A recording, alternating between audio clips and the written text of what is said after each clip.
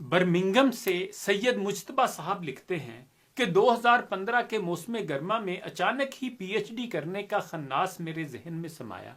2 माह की तगोदो के बाद एक रिसर्च प्रपोजल तैयार किया जिसका मौजू था Hudood and mitigation, a comparative study of sharia law in Malaysia and Saudi Arabia. फिर सैयद मुज्तबा कहते हैं कि 2500 अल्फाज पर मुश्तमिल ये प्रपोजल बर्मिंघम यूनिवर्सिटी और न्यूमैन यूनिवर्सिटी के थियोलॉजी डिपार्टमेंट को ईमेल कर दिया, जिसके बाद कई माह खामोशी रही। लेकिन दिसंबर के पहले हफ्ते में बर्मिंघम यूनिवर्सिटी की असिस्टेंट प्रोफेसर कैथरीन ब्राउन की ईमेल मौसूल हुई जिसमें मुलाकात का वक्त दिया गया था। सो मैं मुकर्ररा वक्त पर पहुंच गया। उन खातून ने अपने फीडबैक में कहा कि मौजू अहम है लेकिन इसमें थियोलॉजिकल से ज्यादा लीगल नुकात उठाए गए हैं, लहजा अव्वल तो इसके लिए लॉ डिपार्टमेंट का सुपरवाइजर दरकार होगा और दोम फंडिंग का हसूल महाल होगा। फिर अपनी कोहनियां मेज पर टिकाकर थोड़ा सा आगे की तरफ झुकी और बोली, पॉलिटिकल इस्लाम में अगर दिलचस्पी है तो मैं सुपरवाइज भी करूंगी और फंडिंग का इंतजाम भी कर दूंगी। ये कहकर उन्होंने 2 खाली कप निकाले और चाय की केटल ऑन कर दी। अगले 10 मिनट हम इस मौजू पर तबादला ख्याल करते रहे। फिर मुज्तबा साहब कहते हैं कि मैंने उनसे पूछा, मगरिब इस मौजू में इतनी दिलचस्पी क्यों रखता है या बिल अल्फाज दीकर इतना खौफजदा क्यों है?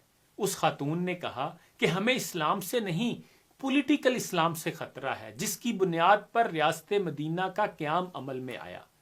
मोहम्मद सल्लल्लाहु अलैहि वसल्लम और उनके बाद आने वाले रियासत के क़याम के बाद खामोश नहीं बैठे।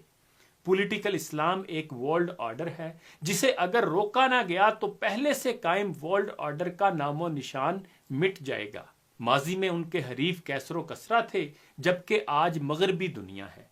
फिर सैयद मुज्तबा कहते हैं कि इसी दौरान केटल में पानी उबलने लगा लेकिन उन्होंने केटल ऑफ कर दी और कप वापस दराज में रखते हुए बोली, चाय कहीं और पीते हैं। वो मुझे बराबर वाले कमरे में ले गई जहां एक बूढ़ा प्रोफेसर और दरमियानी उम्र का आदमी बैठा हुआ था।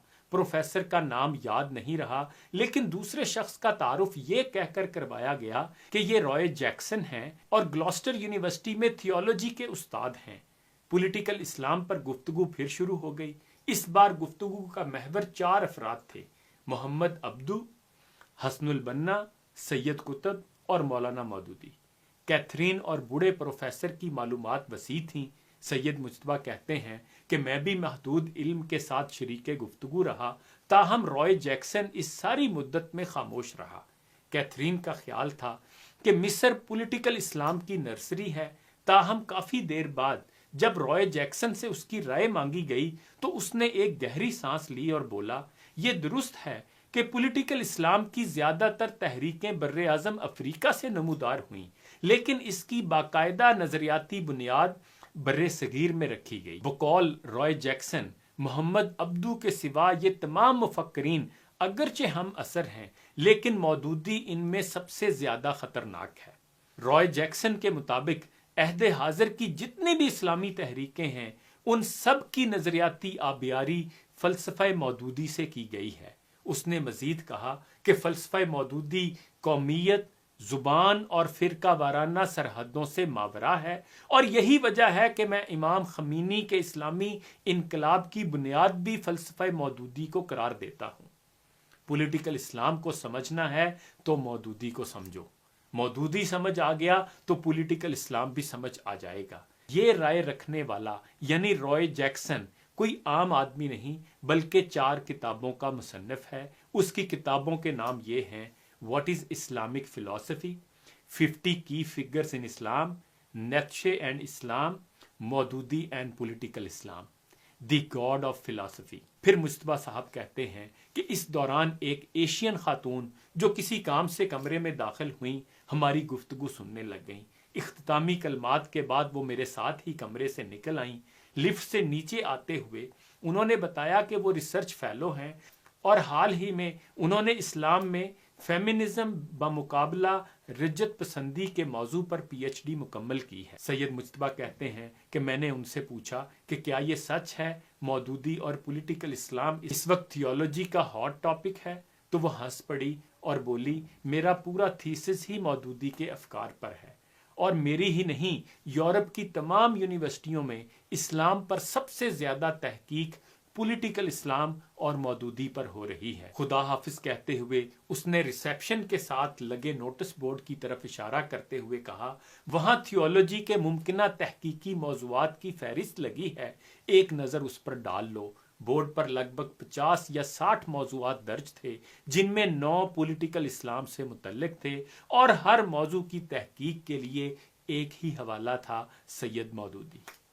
مجتبیٰ صاحب کی تحریر پڑھ کر میں نے سوچا کہ مغرب کو مودودی صاحب کے نظریات سے اتنا خطرہ کیوں کر محسوس ہوتا ہے، اور پھر میرا دھیان سید مودودی کے ان الفاظ کی طرف چلا گیا۔ انہوں نے کہا تھا کہ کفر کو اس کی فکر نہیں کہ آپ مسجدوں میں بیٹھ کر اللہ اللہ کریں، نمازیں پڑھیں یا لمبے لمبے اذکار کریں، ممبروں پر فضائل سنیں یا درس قرآن و حدیث میں مشغول ہو جائیں، رنگ بھرنگ کی پگڑیاں پہنیں یا ماتموں یا میلادوں کے جلوس نکالیں، شب جمعہ یا شب برات منائیں یا محافل حمد و نعت منعقد کریں۔